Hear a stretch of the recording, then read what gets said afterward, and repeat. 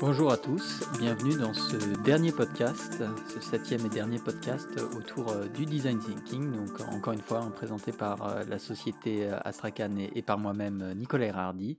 Et donc ce dernier podcast va surtout se focaliser un peu sur une conclusion générale de l'ensemble de l'approche de design thinking. Donc, on a vu lors des précédents podcasts les différentes étapes du design thinking, hein, entre l'étape 1 qui partait un peu à la découverte de l'utilisateur et l'étape 5 qui était plutôt focalisée sur des tests, comment tester un prototype ou son design, etc.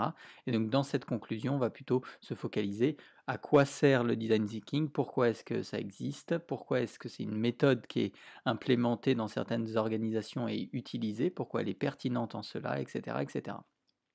Donc il faut savoir que le design thinking s'inscrit dans une volonté d'innover pour exister, hein. Le design thinking, c'est une méthode qui va permettre de répondre de manière efficace à un problème dans un contexte qui est complexe et changeant. Et ce contexte complexe et changeant est en fait est un des éléments qui caractérise un peu l'environnement dans lequel les entreprises évoluent, puisqu'en fait les entreprises évoluent dans un environnement très compétitif et doivent comprendre deux aspects, les éléments extérieurs et leur environnement, et des éléments plus internes et donc l'humain.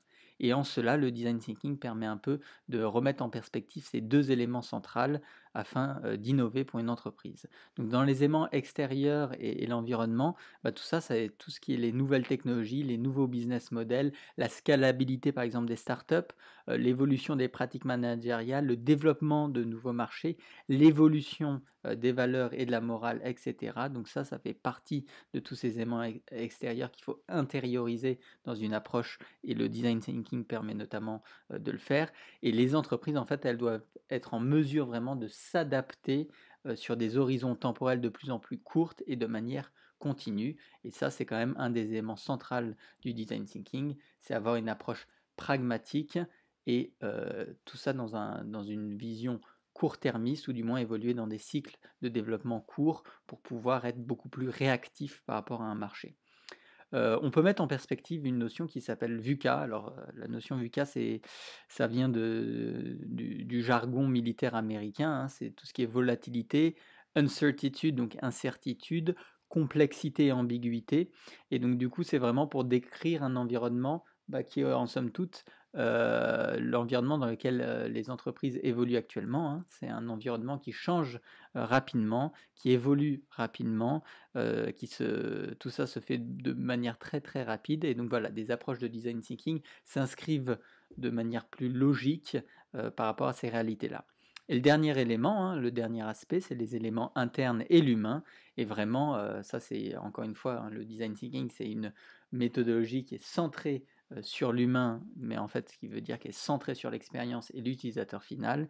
Et donc, on va se focaliser là-dessus, et ça va permettre d'activer l'innovation en créant des conditions nécessaires pour attirer et retenir des talents, favoriser la collaboration et intégrer l'innovation réellement dans la culture d'entreprise, supprimer les silos. Donc là, vraiment, on intègre l'humain et cet élément interne, on l'intègre de manière poussée, que ce soit par rapport à la finalité du design thinking ou dans l'appropriation de cette méthode, en cassant les silos, en favorisant des équipes pluridisciplinaires, etc., etc. Donc voilà pour les premiers aspects de comment est-ce qu'on peut innover avec le design thinking. Mais en fait, le design thinking, c'est également, ça s'inscrit dans une volonté de construire une bonne culture, en fait, hein. Les ateliers de design thinking ne sont pas suffisants, en fait, hein. L'approche de design thinking n'est pas suffisante, c'est plus qu'une méthode, c'est une réelle culture, hein. Le design thinking doit s'intégrer non pas comme un simple processus avec les étapes qu'on a vues et les méthodes qu'on a illustrées, ou du moins en partie, mais c'est vraiment une réelle posture et des valeurs qui sont véhiculées par cette discipline et qui doivent être intégrées et qui doivent faire partie prenante de la culture d'entreprise, hein. Donc pour ça, on a plusieurs éléments clés pour devenir une véritable organisation innovante en se calquant par exemple sur l'approche de design thinking. C'est vraiment développer une culture de la créativité, C'est donner de l'importance au design, mais au design au sens d'utilité, d'expérience et pas que de l'esthétisme, hein. Accepter que la création, en fait, elle naît, du groupe, du collectif, d'où la création, d'équipes pluridisciplinaires et avec cette approche de diversité. Tolérer un certain niveau de chaos et de liberté, qui est nécessaire à la création de manière générale et accepter aussi le droit à faire des erreurs, hein, par définition et ne pas juger. Donc ça, c'est quelques éléments qui sont nécessaires pour créer vraiment une véritable organisation innovante et cette culture, elle doit vraiment être soutenue, par des sponsors haut placés, par le management et non seulement par des équipes, de terrain ou des équipes d'un département d'innovation, etc., etc. Donc si on résume en fait en pratique, hein, comment est-ce qu'on construit une approche centrée sur l'utilisateur, bah, des fois on commence par définir une vision, partager la vision, se focaliser sur les valeurs, donner un sens pour les collaborateurs, hein. Tout ça, ça se fait à travers des workshops, de la communication, etc. À côté de ça, on met en place des formations, hein. On va essayer de former les collaborateurs aux nouvelles pratiques, aux nouvelles approches, mais aussi aux soft skills, hein. Donc les cultures de l'amélioration continue, les états d'esprit, tous les éléments qu'on a vus en amont, hein, le droit à l'erreur, l'approche en équipe pluridisciplinaire, etc. Et tout ça, ça peut également se faire par le biais de formation et pour créer une réelle culture du travail, peut-être mettre en place une charte de valeurs, etc., etc. La communication, elle est centrale. Il faut communiquer en interne et en externe autour des différents projets d'innovation pour donner de la visibilité déjà en interne et même dans l'écosystème de l'innovation, donner de la visibilité sur ce qu'on fait dans l'entreprise et donner une place à la liberté d'expression, à une forme de transparence. Donc ça serait pour la partie de communication. Les espaces, ça c'est un point important, c'est implémenter et faire émerger une réelle culture de l'innovation, mais à travers vraiment des espaces de travail qui vont être appropriés pour faire du pooling, hein, du brain pooling, de la réconciliation au centre d'équipes pluridisciplinaires, du brainstorming, du partage d'expériences. Donc il va falloir vraiment créer des espaces de brainstorming, des espaces de coworking pour vraiment toujours dans cette logique de casser les silos, avoir une approche ouverte, pluridisciplinaire, en termes de diversité d'expertise, etc., etc. L'intrapreneuriat, ça peut être aussi une solution dans cette culture d'entreprise pour vraiment développer une culture du risque et de l'échec, mais de manière générale à mener à bien des projets avec des petites équipes dédiées qui évolueraient comme des petites startups en fait, et autoriser et superviser la prise de risque à travers ça. Les process, on peut aussi travailler les process, adapter les process afin d'autoriser des initiatives, hein, donc du type intrapreneuriat, prise d'échec, etc. Il va falloir forcément adapter les processus. Alors, intégrer une logique d'agilité dans la manière dont on travaille, etc. Donc, c'est vraiment contextualiser, adapter les processus existants par rapport à cette nouvelle approche. Et puis, pour terminer, l'humain.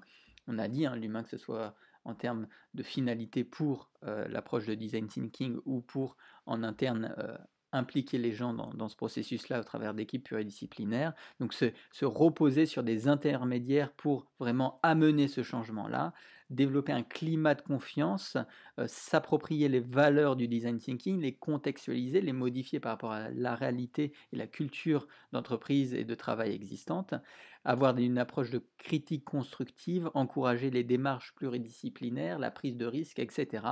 Donc c'est vraiment identifier en fait des relais, casser les silos et créer des équipes pluridisciplinaires autour de ça. Donc pour terminer, hein, sur l'importance et pourquoi le design thinking est aujourd'hui pertinent, utilisé et important, c'est que l'importance du design thinking, c'est qu'en fait le design ou l'expérience doit occuper une place centrale maintenant dans l'innovation des organisations, tout simplement pour différents éléments. C'est qu'on est dans un secteur et un contexte enfin, les entreprises sont dans des secteurs et des contextes très compétitifs où l'innovation, en fait, elle est devenue presque vitale et que le design a pris une place de plus en plus importante, voire de premier plan dans la plupart des entreprises et que de nombreuses entreprises y ont même accueilli en fait des experts en termes de design ou d'approche de design thinking dans leur comité de pilotage, hein. À titre d'exemple, on peut citer Pepsi Cola, Hyundai, Philips, Kia, Johnson Johnson. Donc voilà, et aussi en fait c'est pour un peu s'aligner et du moins rester compétitif et scalable par rapport à un écosystème de start-up où le design en fait est central que ce soit dans des startups qui émergent rapidement ou que ce soit dans des entreprises qui connaissent un certain succès parce qu'ils ont le design placé au centre de leur approche. Mais voilà, c'est que cet écosystème de startup a vraiment compris que le design était central. Ils se focalisent vraiment sur l'expérience client et c'est comme ça qu'ils arrivent à gravir les échelons et à avoir des parts de marché assez importantes. On peut citer par exemple Uber qui, en fait, depuis 2012, a multiplié par 70 ses équipes de designers ou d'experts en design thinking. Facebook qui a racheté des agences entières autour de l'approche de design thinking ou des agences de design tout court afin d'atteindre en fait ses objectifs de recrutement dans ce secteur. On peut citer d'autres exemples comme Airbnb, Snapchat, Pinterest qui en fait sont des créations de designers parce qu'ils ont juste repris cette approche qui est le design thinking utilisé pour les designers pour concevoir leurs produits. Donc voilà, hein, grosse maille un petit peu pourquoi le design thinking est important et pourquoi il doit s'intégrer dans une culture d'entreprise et pourquoi il est utilisé aujourd'hui. Donc voilà pour ce dernier podcast. J'espère que ça vous a été intéressant et je vous dis à bientôt.